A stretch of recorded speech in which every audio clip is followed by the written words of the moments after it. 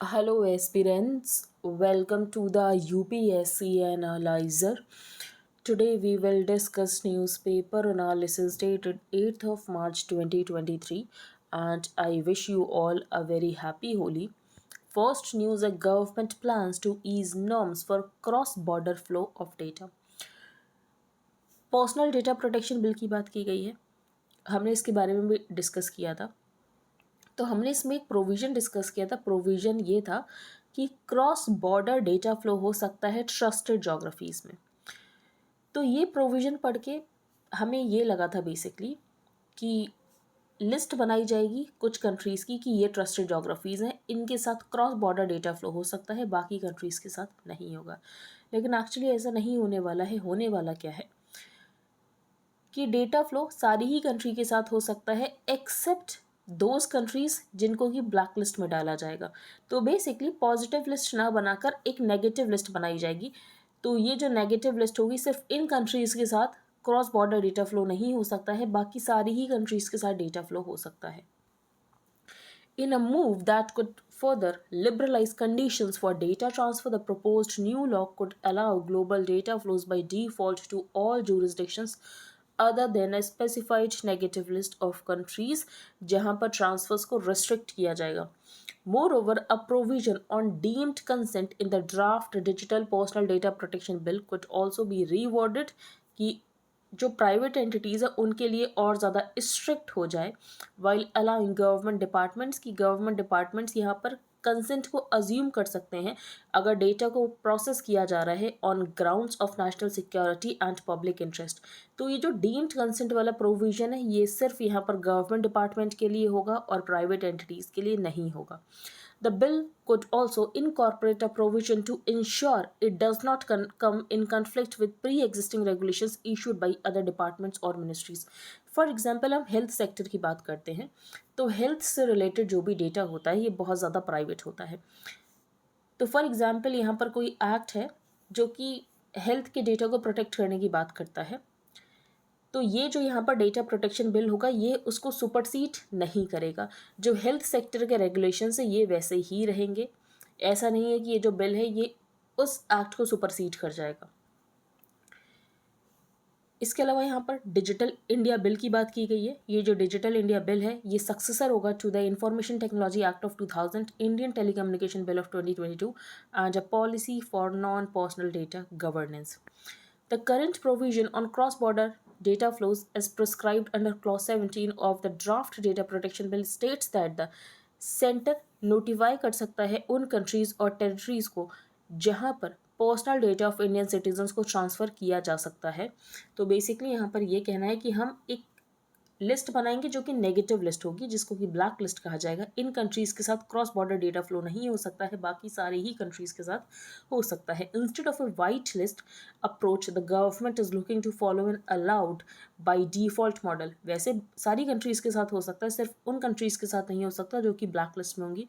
So if the government does not want to be transfer to a particular region, it will mention that region in its blacklist. फिर यहाँ पर ये कहा गया है black list में चाइना होगा। चाइना की अगर हम बात करें, जब कोविड आया था तो चाइनीज़ कंपनीज से बहुत ज़्यादा एफडीआई इन्वेस्टमेंट आ रहा था। इसके बाद गवर्नमेंट ने क्या एक स्टेप लिया, तो गवर्नमेंट ने ये कहा कि अगर एफडीआई किसी ऐसी एंटिटी के द्वारा आ रहा है जो कि इंडिया के साथ बॉर्डर शेयर करता है तो ऐसे में prior approval of the government की ज़रूरत पड़ेगी। तो अगर एफडीआई किसी ऐसी एंटिटी के द्वारा आ रहा है जो कि ऐसी कंट्री में बेस्ड है जो कि इंडिया के साथ बॉर्डर शेयर करता है तो यहाँ पर prior approval of the government की ज़रूरत पड़ेगी। अगर हम पाकिस्तान और अफ़गानिस्तान की बात करें तो पाकिस्तान और अफ़गानिस्तान भी हमारे साथ लैंड बॉर्डर शेयर करता है। तो पाकिस्तान और अफ़गानिस्तान से जो एफडीआई आता है, बेसिकली ये जो गवर्नमेंट ने कहा था इससे पहले से ही हमेशा से ही अगर यहाँ पर पाकिस्तान और अफ़गानिस्तान से एफडीआई आता है तो ये गवर्नमेंट अप्रूवल के थ्रू ही आता है। तो चाइना को टारगेट करने के लिए ही गवर्नमेंट इस पॉलिसी को लेकर आई थी। तो this called for prior approval of the government for FDI by any entity based in any country sharing a border with India. Earlier FDI from entities based in Pakistan और Bangladesh was subject to government approval. This change was driven by an intent to stem any attempts by Chinese firms. तो Chinese firms क्या कर रहे थे Covid के दौरान, basically यहाँ पर एफडीआई के जरिए कंट्रोल लेना चाह रहे थे इंडियन फर्म्स का, और इंडियन फर्म्स बहुत ज़्यादा अफेक्टेड थी कोविड रिलेटेड लॉकडाउन से। What the provision essentially means is that if a user has voluntarily shared her data with an entity for a certain purpose, तो entity उसके content को assume कर सकती है अगर adjacent purpose के लिए use करना है, और इसके लिए fresh कंसेंट लेने की ज़रूरत नहीं पड़ेगी। इफ़ अदर सेक्टोरल लॉज, जैसे कि मैंने आपको हेल्थ सेक्टर का बताया, अगर हेल्थ सेक्टर से रिलेटेड कोई लॉ है और ये higher standard of data protection को प्रिस्क्राइब करता है, तो ये जो यहाँ पर बिल है ये उसको सुपरसीड नहीं कर सकता है। तो if other sectoral laws prescribe a higher standard of data protection on account of national security और other factors, then the data protection bill will not supersede them. So, if there are sectoral regulations related to, for instance, health, where such data is subject to a certain degree of privacy, that regulation will prevail over the data protection bill. Next हम चलते हैं आगे. India to send 20,000 metric ton wheat to Afghanistan through Chabahar port. तो India basically यहाँ पर अफगानिस्तान को wheat send करने वाला है, और ये जो वीट सेंड किया जाएगा ये किया जाएगा through the Chabahar port in Iran. The first meeting of the India Central Asia Joint Working Group on Afghanistan in New Delhi, जिसमें पार्टिसिपेटिंग कंट्रीज़ का यही कहना है कि अफगानिस्तान से निकलने वाला threat, for example terrorism, extremism, radicalisation, drug trafficking, इन सबको यहाँ पर टैकल करने की ज़रूरत है। और जो अफगानिस्तान की टेरिटरी है ये यूज़ नहीं होनी चाहिए। जो टेररिस्ट हैं उनको शेल्टरिंग प्रोवाइड करने के लिए, उनको ट्रेनिंग प्रोवाइड करने के लिए, जो टेररिस्ट एक्ट है उनको फाइनेंसिंग प्रोवाइड करने के लिए, एंड रीअफर्म्ड कि कोई भी टेररिस्ट ऑर्गेनाइजेशंस इंक्लूडिंग दोज जिसको कि डेजिग्नेट किया गया है बाय यूएनएससी रिजोल्यूशन 1267, ये यहाँ पर यूज़ नहीं करेंगे अफगानिस्तान की धरती को, और allowed to use the territory of Afghanistan. तो यूएनएससी 1267 सैंक्शंस लिस्ट, ये सब आपको पता होना चाहिए। नेक्स्ट यहाँ पर सिर्फ ये प्राइज़ इंपॉर्टेंट है, प्रिट्जकर प्राइज़। ये किससे रिलेटेड है? तो ये आर्किटेक्चर से रिलेटेड है। The Pritzker architecture prize, the highest honour in the field, has been awarded. किसको अवॉर्ड किया गया? तो नाम तो आपसे नहीं पूछेंगे। आगे चलते हैं। बियॉन्ड करी एंड क्रिकेट, तो यहाँ पर इंडिया ऑस्ट्रेलिया रिलेशंस की बात की गई है कि बेसिकली अगर हम बात करें 20th सेंचुरी में, तो इंडिया ऑस्ट्रेलिया रिलेशंस बहुत ज़्यादा अच्छे नहीं थे। दोनों ही कंट्रीज़ ने रिलेशंस को बिल्ड करने में फोकस ही नहीं किया। 21st सेंचुरी में कहीं ना कहीं यहाँ पर रिलेशंस को बिल्ड करने में फोकस किया गया। 2014 में प्राइम मिनिस्टर मोदी विजिट करते हैं ऑस्ट्रेलिया को, और अभी जो ऑस्ट्रेलियन प्राइम मिनिस्टर हैं ये इंडिया विजिट करने वाले हैं। ऑस्ट्रेलिया के साथ हमने ECTA भी साइन किया है। इसके अलावा यहाँ पर जो ऑस्ट्रेलिया की यूनिवर्सिटी है इंडिया में कैंपस भी सेटअप करने वाली है गिफ्ट सिटी में। तो रिलेशंस बहुत ज़्यादा इंप्रूव होते हुए हमें दिखे हैं। दोनों ही कंट्रीज़ क्वाड का मेंबर है, जो कि बात करता है कि चाइना को कंटेन करना है, free and open Indo Pacific होना चाहिए। तो दोनों ही कंट्रीज़ इस एरिया में भी कोऑपरेट कर सकते हैं। और एक इम्पॉर्टेंट बात यह है कि जो ऑस्ट्रेलिया है इसके पास क्रिटिकल मिनरल्स हैं, और इंडिया यहाँ पर बहुत तेज़ी से ग्रो हो रहा है। तो जो ऑस्ट्रेलिया है ये क्रिटिकल मिनरल सप्लाई कर सकता है इंडिया को, और इन क्रिटिकल मिनरल्स का यूज़ तो हर जगह ही है। बेसिकली यहाँ पर मोबाइल फ़ोन्स को प्रोड्यूस करना हो, या तो इलेक्ट्रिक कार्स को प्रोड्यूस करना हो, विंड टर्बाइंस को प्रोड्यूस करना हो, तो ऑस्ट्रेलिया हमें ये एक्सपोर्ट कर सकता है। None of Delhi's bilateral relations has transformed as rapidly in the past few years as that with Canberra. The same can be said of India's place in Australia's international relations. Few international observers would have bet a decade ago that the relationship between India and Australia, which ranged from prickly to indifferent in the second half of the 20th century, और आज दोनों ही countries strategic partnership की तरफ हैं।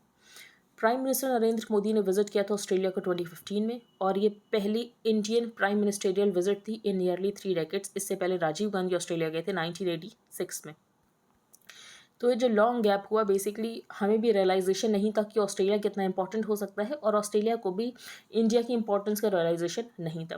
The greatest source of change since then has been the willingness of Delhi and Canberra to take a strategic look at each other. और फिर दोनों ही कंट्रीज़ में हमें एक पॉलिटिकल विल दिखी कि हमें जो रिलेशंस इसको इम्प्रूव करना है। दोनों ही साइड्स की बात करें तो दोनों ही जगह डेमोक्रेसी है, English language, extended neighbourhood, massive economic synergies, लेकिन इतना काफ़ी नहीं था रिलेशनशिप को आगे बढ़ाने के लिए. It was hard to bring them close together, क्योंकि दोनों ही तरफ से म्यूचुअल पॉलिटिकल नेग्लेक्ट था, पॉलिटिकल विल नहीं था, कमर्शियल पॉसिबिलिटीज़ को इग्नोर किया गया, कोल्ड वॉर जियोपॉलिटिक्स थी. ये कुछ यहाँ पर रीजंस हैं कि इंडिया ऑस्ट्रेलिया रिलेशंस क्यों नहीं बिल्ड हो पाया था during the 20th century. Australia has long pushed for expanding its engagement with India after much hesitation. Delhi अब रेसिप्रोकेट कर रहा है. फिर यहाँ पर ECTA की बात की गई, ऑस्ट्रेलिया की बात की गई कि ऑस्ट्रेलिया में बहुत ज़्यादा क्रिटिकल मिनरल है और इंडिया यहाँ पर तेज़ी से ग्रो कर रहा है, तो ऐसे में जो ऑस्ट्रेलिया के क्रिटिकल मिनरल्स है ऑस्ट्रेलिया इंडिया को एक्सपोर्ट कर सकता है. ECTA क्या है? Economic cooperation and trade agreement. तो ऑथर का बेसिकली ये कहना है कि बाईलेटरल ECTA से अब हमें आगे बढ़ने की ज़रूरत है to CECA. As Delhi turns to clean energy in a big way and ramps up its production of electronic goods, Australia का रोल बहुत इंपॉर्टेंट हो जाता है as a major supplier of critical minerals. The ECTA will strengthen India's supply chains for the critical minerals. Mineral sector यहाँ पर बहुत important है. Beyond the boost to the energy and mineral partnership, यहाँ पर दोनों ही कंट्रीज़ को क्या करना चाहिए? ECTA को यहाँ पर एलिवेट करना चाहिए into CECA, comprehensive economic cooperation agreement. फिर ये बताया गया कि यहाँ पर जो ऑस्ट्रेलिया की यूनिवर्सिटी है ये कैंपस सेटअप करने वाली है गुजरात के गिफ्ट सिटी में. नियरली 60,000 इंडियंस ऑस्ट्रेलिया में पढ़ रहे हैं एट द एंड ऑफ 2022. फिर यहाँ पर बात की गई कि चाइना की राइज हमें देखने को मिली और चाइना की राइज यहाँ पर ऑस्ट्रेलिया और इंडिया दोनों को ही थ्रेटन कर रही है. The rapid rise and assertiveness of China provided a powerful new context for the transformation of Asia's international relations, including bilateral ties between Delhi and Canberra. लेकिन उसके बाद भी इन दोनों कंट्रीज़ की तरफ से तो कोई कदम नहीं उठाया जाता है, लेकिन यहाँ पर टोक्यो आता है, जापान आता है और जापान यहाँ पर फ्रेमवर्क देता है क्वाड का. तो it was Tokyo that conceived a new Indo Pacific regional framework and the Quad as an important instrument कि कैसे इंडो पैसिफिक को फ्री और ओपन रखा जा सकता है. Overcoming hesitations, Australia, India, US rallied to embrace both ideas. फिर यहाँ पर दोनों ही कंट्रीज़ इंडिया और ऑस्ट्रेलिया बात करते हैं कि फ्री ओपन इंडो पैसिफिक होना चाहिए, रूल्स बेस्ड ऑर्डर होना चाहिए. दोनों ही कंट्रीज़ यहाँ पर क्वाड का पार्ट है, दोनों ही कंट्रीज़ यहाँ पर मालाबार का पार्ट है. नेक्स्ट है आमशी पोरा मैसेज. अब इस आर्टिकल में क्या बताया गया है? बेसिकली क्या हुआ था, जो राष्ट्रीय राइफल्स हैं इन जम्मू एंड कश्मीर, इन्होंने 3 लोगों को मार दिया था. एक्चुअली फेक एनकाउंटर था, लेकिन इन्होंने बताया कि ऐसा फेक एनकाउंटर नहीं था, मुठभेड़ हो गई थी और ये मिलिटेंट्स थे और इन्होंने इनको मार दिया. पता चला कि ये तो मिलिटेंट्स थे ही नहीं, और जिसकी वजह से ये जो केस है ये जाता है आर्मी कोर्ट में और कोर्ट मार्शल होता है इनका, और ये जो कैप्टन सर्व कर रहा था उसको यहाँ पर सज़ा दी जाती है उम्र कैद की, लाइफ इम्प्रिजनमेंट. अब ये केस आगे जाएगा, ट्राइब्यूनल में जाता है और उसके बाद सिविल कोर्ट में भी जा सकता है. अब ऑथर का ये कहना है कि अगर हम आफ्स्पा की बात करें, ट्रबल्ड एरियाज़ में यहाँ पर आर्मी की प्रेजेंस होती है और जो आर्मी होती है उसको इम्यूनिटी भी प्रोवाइड की जाती है. फॉर एग्जांपल ड्यूटी करते समय अगर कोई इंसान मर भी जाता है तो उनको यहाँ पर इम्यूनिटी प्रोवाइड की जाती है. लेकिन ऑथर का ये कहना है कि आपको इम्यूनिटी प्रोवाइड की जाती है, इसका मतलब ये नहीं कि आप अपनी मिसडीड्स को छिपाने के लिए इस इम्यूनिटी का यूज़ करो. अब ऐसा नहीं है कि इनके अगेंस्ट प्रोसिक्यूशन नहीं हो सकता, प्रोसिक्यूशन हो सकता है, लेकिन सेंट्रल गवर्नमेंट के सैंक्शन के बाद ही हो सकता है और central government sanction negligible cases में देती है. ठीक है, तो हो ज़रूर सकता है लेकिन सेंट्रल गवर्नमेंट के सैंक्शन के बाद ही हो सकता है.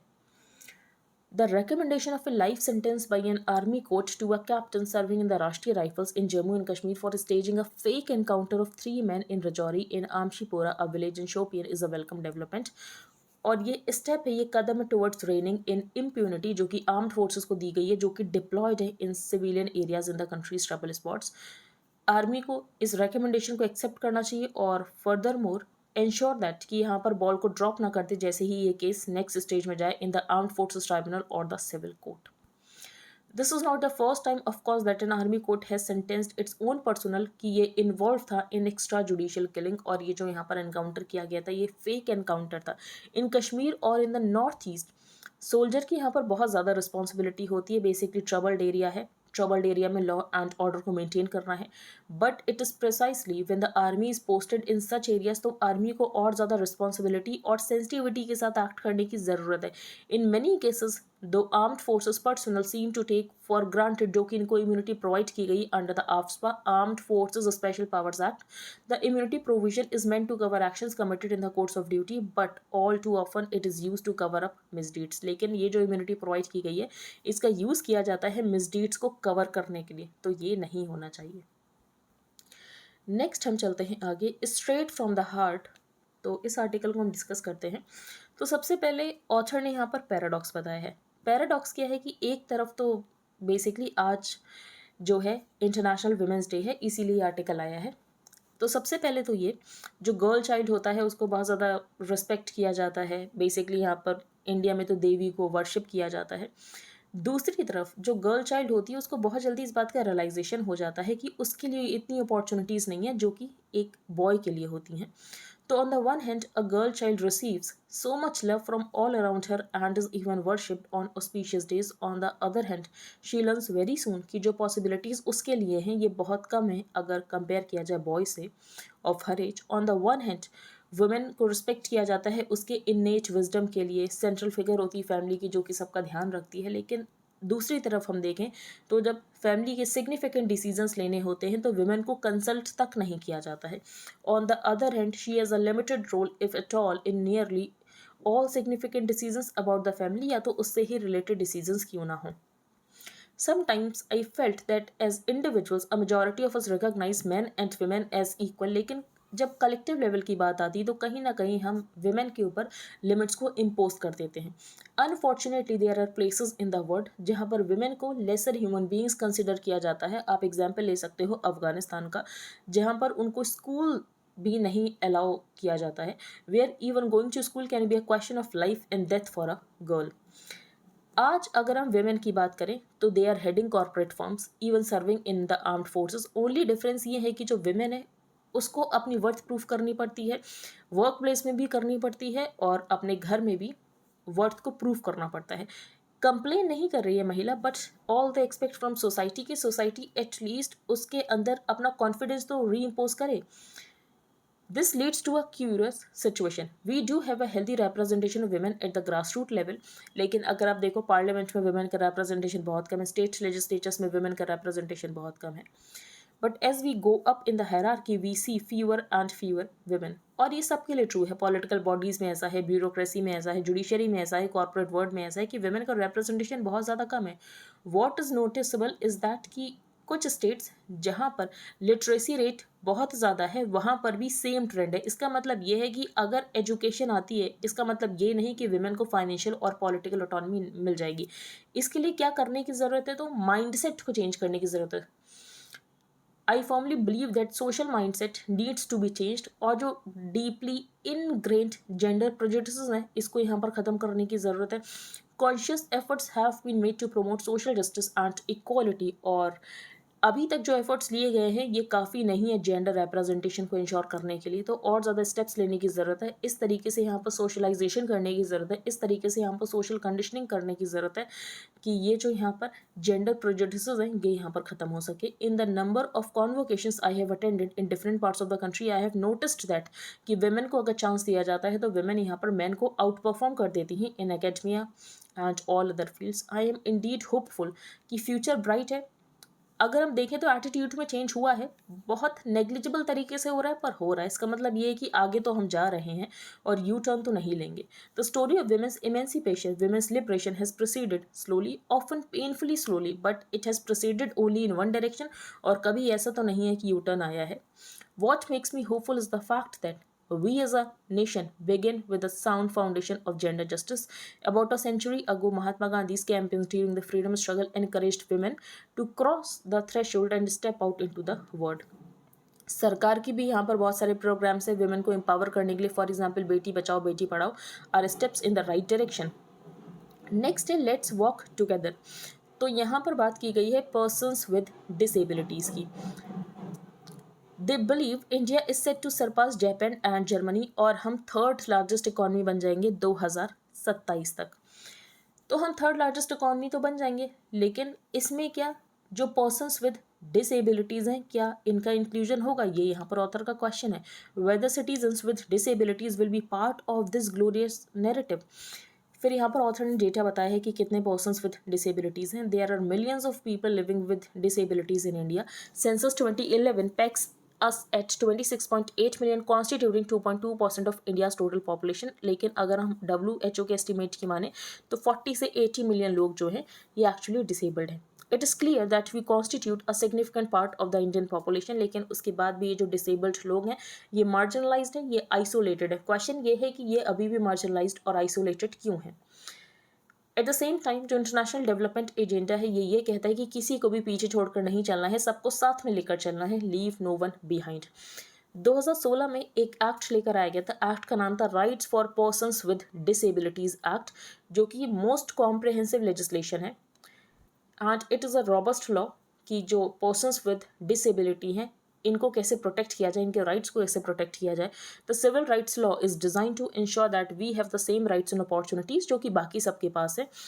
और यहाँ पर जो इन्वायरमेंट है इसको इनेबल बनाना है. जो डिस्क्रिमिनेशन होता है education, employment, transportation and other aspects of public life, इसको यहाँ पर प्रोहिबिट करना है. जो यहाँ पर कोटा था डिसेबिलिटी रिजर्वेशन के लिए, इसको यहाँ पर इंक्रीज़ किया गया था. हायर एजुकेशनल इंस्टीट्यूशंस में 5% किया गया था, गवर्नमेंट जॉब्स में 4% किया गया था. एक्सेसिबिलिटी को यहाँ पर राइट माना गया था. और उसके बाद यहाँ पर एक कैंपेन लॉन्च होता है, accessible India campaign in 2015. Yet in India people with disabilities health outcomes इनके पुअर हैं, लोअर एजुकेशन अचीवमेंट्स है, इकोनॉमिक पार्टिसिपेशन बहुत ज़्यादा कम है, गरीबी बहुत ज़्यादा है, हायर रेट्स ऑफ पॉवर्टी. और अगर हम यहाँ पर विमेन और गर्ल्स की बात करें जो कि डिसेबल्ड है, इनको तो और ज़्यादा डिस्क्रिमिनेशन फेस करना पड़ता है. Unemployment rates are highest among them. Women with disabilities are disproportionately high rates of gender-based violence, sexual abuse, neglect, maltreatment, exploitation. तो इंटरवेंशन की ज़रूरत है. लेकिन सिर्फ इंटरवेंशन की वजह से यहाँ पर इनेबलिंग इन्वायरमेंट नहीं क्रिएट हो जाता है. तो people with disabilities case fight कर रहे हैं. बेसिकली जो एक्ट है इसका यहाँ पर इम्प्लीमेंटेशन हो, लेकिन इस एक्ट का ही इम्प्लीमेंटेशन नहीं हो रहा है. टू इंश्योर दिस हमें यहाँ पर 4 चीज़ों के ऊपर फोकस करने की ज़रूरत है. पहला ये डिसएग्रीगेटेड डेटा. तो सबसे पहली प्रॉब्लम ये है कि डिसेबिलिटी और डिसेबल्ड पीपल को लेकर हमारे पास डेटा ही नहीं है. तो सबसे पहली रिक्वायरमेंट ये है कि हमारे पास डेटा होना चाहिए. दूसरी बात एक्सेसिबिलिटी को इंश्योर करना है. पब्लिक प्लेसेस में एक्सेसिबिलिटी होनी चाहिए डिसेबल्ड लोगों के लिए. फाइनेंसिस, तो बहुत सारा यहाँ पर फंड जो है एलोकेट किया जाता है और बहुत सारा फंड यहाँ पर अनयूटिलाइज्ड भी रह जाता है. तो फंड्स अनयूटिलाइज रह जा रहा है, इसका मतलब ये है कि जो डिसेबल्ड लोग हैं उनको ही नहीं पता है कि उनके लिए कौन सी स्कीम्स चल रही हैं, जिसकी वजह से ये यहाँ पर रजिस्टर नहीं कर पाते हैं. The Center for Budget and Governance Accountability's report has revealed that in the year 2020-2021, nearly 35% of the money allotted for schemes related to PWDs was not utilized. An increasing amount of unutilized funds every year indicates a lack of awareness of the schemes for people with disabilities. तो कहीं ना कहीं awareness को increase करने की ज़रूरत है. और ये जो यहाँ पर स्टीरियोटाइप है इसको चेंज करने की ज़रूरत है. तो स्टीरियोटिपिकल नोशंस बन चुके हैं पर्सन्स विद डिसेबिलिटीज़ के लिए कि ये यहाँ पर कम केपेबल हैं, ये डिपेंडेंट हैं, ये हेल्पलेस हैं, और जिसकी वजह से उनके अगेंस्ट डिस्क्रिमिनेशन और ज़्यादा होता है. मिथ्स बहुत सारे हो रखे हैं कि ये एबनॉर्मल हैं, और जिसकी वजह से यहाँ पर कहीं ना कहीं फियर क्रिएट होता है. तो exclusion of people with disabilities and acts of violence ये हिंडर करता है इकोनॉमिक डेवलपमेंट को. नेक्स्ट है Qin warns US over distorted view on China, change attitude और रिस्क कन्फ्लिक्ट. तो बेसिकली यहाँ पर चाइना कुछ कहता रहता है, यूएसए कुछ कहता रहता है, और ये न्यूज़ बनती रहती है. तो यहाँ पर चाइना ने क्या कह दिया है. चाइना का ये कहना है ये जो यूएसए यहाँ पर एक्सक्लूसिव ब्लॉक्स बना रहा है, फॉर एग्जांपल कॉड, तो ये यहाँ पर सक्सेसफुल नहीं होने वाले हैं, और ये चाइना के अगेंस्ट एक डिस्टॉर्टेड व्यू प्रेजेंट करने की कोशिश करता है US. The US should change its distorted attitude towards China और conflict and confrontation with follow. तो बेसिकली यहाँ पर चाइना ने यही कहा है कि ये जो डिस्टॉर्टेड एटीट्यूड है आपका हमारे तरफ, इसको आप चेंज करो, नहीं तो कन्फ्लिक्ट और कन्फ्रंटेशन होगा. Qin Gang also attacked the US Indo Pacific strategy, और इनका ये कहना है कि ये जो यूएस है ये चाइना को एनसर्कल करने की कोशिश कर रहा है एक्सक्लूसिव ब्लॉक्स बना के, और चाइना ने इसको कहा है Asian NATO. The US Indo Pacific strategy while upholding freedom and openness to maintain security and prosperity in the region is an attempt कि कैसे गैंग अप किया जाए चाइना के अगेंस्ट. ये सब इनका कहना है. नेक्स्ट है new Intel suggest pro Ukraine group behind Nord stream attack US officials. तो ये हम कई बार डिस्कस कर चुके हैं. बेसिकली यहाँ पर ये जो नॉर्ड स्ट्रीम पाइपलाइन थी इसको यहाँ पर किसने डिस्ट्रॉय किया था. तो कुछ टाइम पहले ये पता चला था कि इसको यहाँ पर यूएसए ने डिस्ट्रॉय किया था. अब यहाँ पर यूएस के ऑफिशियल्स का ये कहना है कि इसको यहाँ पर प्रो यूक्रेन ग्रुप ने डिस्ट्रॉय किया था। अब इसको किसने डिस्ट्रॉय किया था पता नहीं। अब इसको डिस्ट्रॉय किया क्यों होगा, इसका रीज़न यही था बेसिकली कि जो यहाँ पर यूरोप है इसकी डिपेंडेंस थी रशिया के ऊपर। तो यूरोप कहीं ऐसा ना हो रशिया के ऊपर डिपेंडेंस को लेकर एक्शन ही ना ले रशिया के अगेंस्ट, और शायद इसीलिए ये जो यहाँ पर पाइपलाइन थी इसको यहाँ पर डिस्ट्रॉय कर दिया गया था, क्योंकि इस पाइपलाइन के थ्रू यहाँ पर नेचुरल गैस जो है ये सप्लाई होती थी। तो new intelligence reviewed by US official suggest that a pro Ukrainian group carried out the attack on the north stream pipelines last year. और रशिया क्या कर रहा था, रशिया यहाँ पर नेचुरल गैस को जियोपॉलिटिकल वेपन की तरह यूज़ कर रहा था, और हो सकता है कि जर्मनी यहाँ पर रशिया के अगेंस्ट एक्शन नहीं लेता। Any suggestion of Ukrainian involvement, direct or indirect, could upset the delicate relationship between Ukraine and Germany, souring support among a German public that has swallowed high energy prices in the name of solidarity. अब यहाँ पर जो German की public है उसको तो नुकसान ही हो रहा है ना, उसके लिए तो नेचुरल गैस के प्राइसेस बहुत ज़्यादा हो रखे हैं, वरना वो आसानी से रशिया से यहाँ पर नेचुरल गैस सप्लाई होती थी इस नॉर्थ स्ट्रीम के थ्रू, और यहाँ पर सस्ते दामों में उनको मिलती थी। नेक्स्ट चलते हैं आगे, मीटिंग कार्बन सिंक टारगेट। तो बेसिकली पेरिस एग्रीमेंट पे INDCs देने होते हैं। इंडिया ने भी INDCs दिए थे 2015 में, और उसके बाद वापस से अपडेट भी किए थे। तो जो हमने ओरिजिनल INDCs दिए थे उसमें हमारा एक INDC ये भी था कि इंडिया जो है ये कार्बन सिंक को इंक्रीज़ करेगा by 2.5 to 3 billion tons of CO2 equivalent by 2030। ठीक है, तो इंडिया का एक यहाँ पर INDC ये था कि हम कार्बन सिंक को इंक्रीज़ करेंगे by 2.5 to 3 billion tons of CO2 equivalent by 2030। अब प्रॉब्लम क्या है इस टारगेट में, प्रॉब्लम ये है कि हमने यहाँ पर बेस लाइन ही नहीं बताया कि ये जो हम 2.5 to 3 बिलियन टन्स इंक्रीज़ करेंगे कार्बन सिंक, ये किस बेस लाइन से करेंगे, 2000 से करेंगे, 2005 से करेंगे, 10 से करेंगे, 15 से करेंगे, हमने बेस लाइन ही नहीं बताया।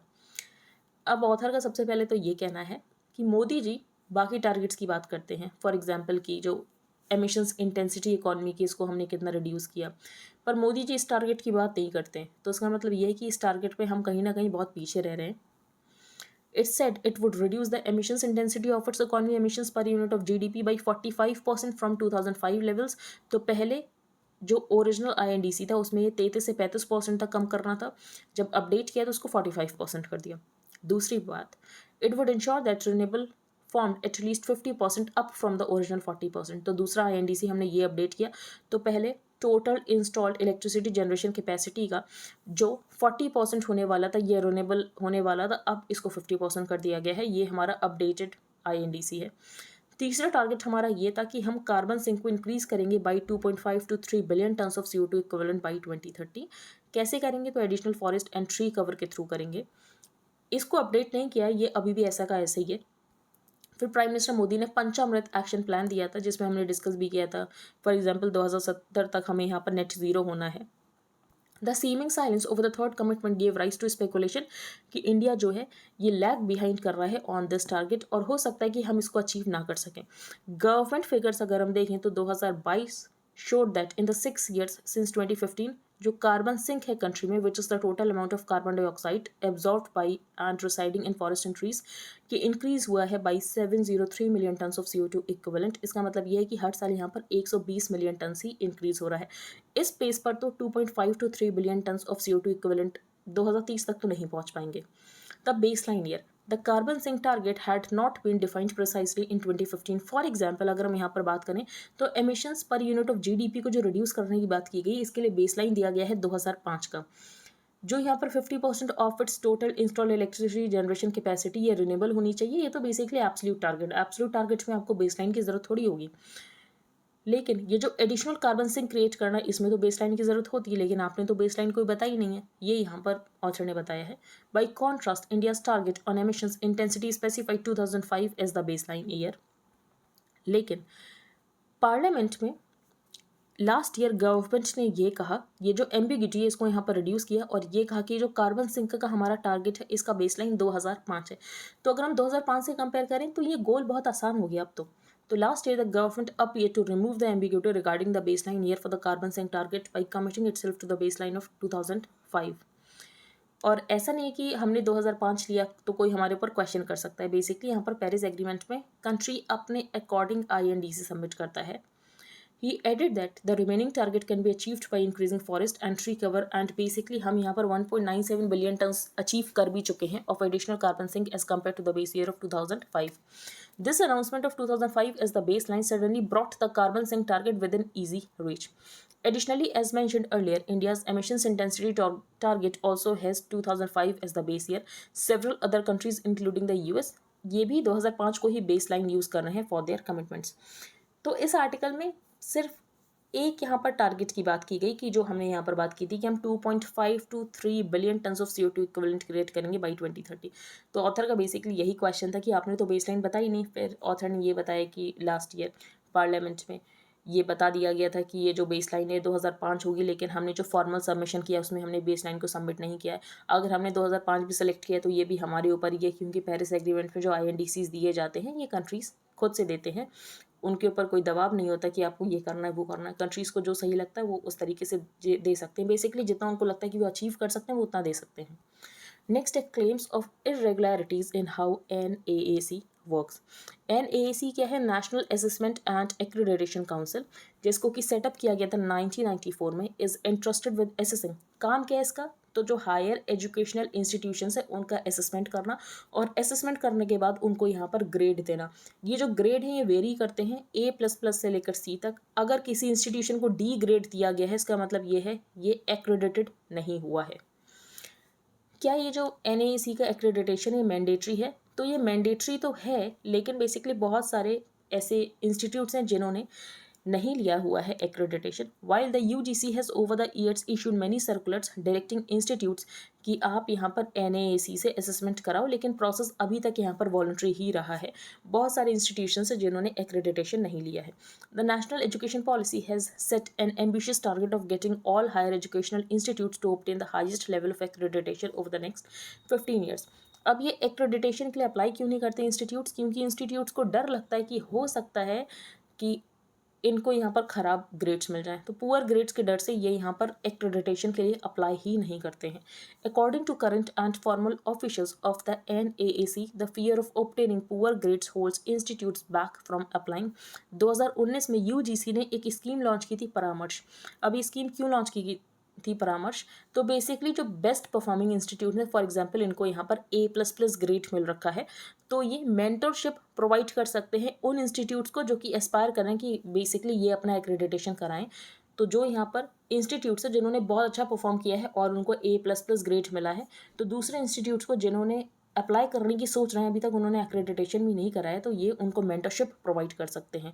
Last year the NAAC also explore the possibility of issuing provisional accreditation for colleges.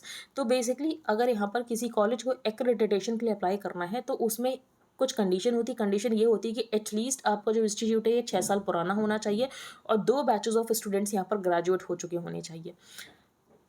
लेकिन यहाँ पर एक और पॉसिबिलिटी है, और पॉसिबिलिटी ये है कि प्रोविजनल एक्रेडिटेशन फॉर कॉलेजेस को यहाँ पर एक्सप्लोर किया जा सकता है, जिसमें 1 साल पुराने इंस्टीट्यूट्स हैं ये भी यहाँ पर अप्लाई कर सकते हैं. लेकिन ये जो यहाँ पर एक्रेडिटेशन होगा ये सिर्फ यहाँ पर 2 साल के लिए ही वैलिड होगा. वैसे यहाँ पर जो एक्रेडिटेशन है 5 साल के लिए वैलिड होता है.